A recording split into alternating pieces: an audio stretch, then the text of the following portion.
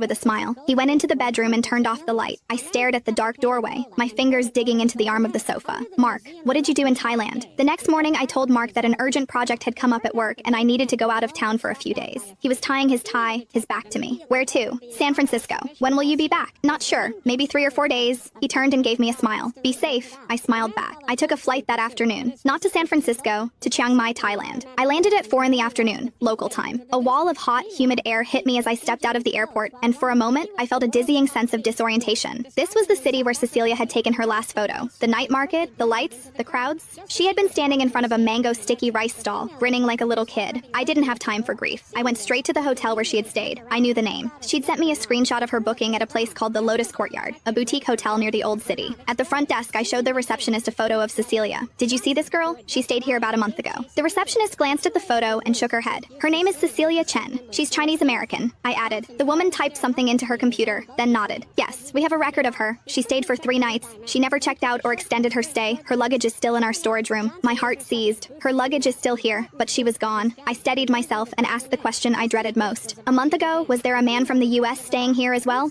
I handed her a photo of Mark. She looked at it, then checked the computer again. Her expression grew hesitant. Yes, he stayed for 5 nights. 5 nights. Longer than Cecilia's 3. Which room was he in? Room 312. And Cecilia? 315. The same floor, 2 doors down. I stood at the front desk, a roaring in my ears. The first thought was the obvious one. They were having an affair. Cecilia and Mark, in adjacent rooms in Thailand. But another voice in my head immediately shut that down. Impossible. Cecilia hated Mark. It wasn't a polite behind-the-back dislike. It was a direct, in-your-face animosity. Whenever I brought Mark to a party, Cecilia would ignore him. One night, after a few drinks, she'd pointed at him and said, "Sophie has great taste in everything, except men." Mark's face had turned green. They hadn't made eye contact since. How could 2 people like that be having a secret affair in Thailand? Then why was he staying next door to her? What was he doing? I took a deep breath. I need to see the security footage from that week. The receptionist looked uncomfortable. I'll have to ask my manager. Please do. And we might need the police to authorize it. My best friend is missing. I cut her off. My voice calm, but my hands shaking. It's been a month. No one has seen or heard from her. Your hotel may be one of the last places she was seen alive. Do you really think your manager won't cooperate? She stared at me, then picked up the phone. 20 minutes later, the hotel's head of security led me to a small surveillance room. 3 walls were covered in monitors. He pulled up the recordings from a month ago, starting from the day Cecilia checked in. I sat down, my palms cold with sweat. Day 1. Cecilia dragged her suitcase into the lobby and checked in at the front desk. She was wearing a white sundress, her hair in a ponytail, chatting happily with the receptionist. My eyes instantly burned with tears. Then, in the bottom right corner of the screen, a man walked in through the main entrance. A dark blue t-shirt, a baseball cap, a face mask. The way he walked, his posture, it was Mark. He didn't go to the front desk. He sat down in the lobby's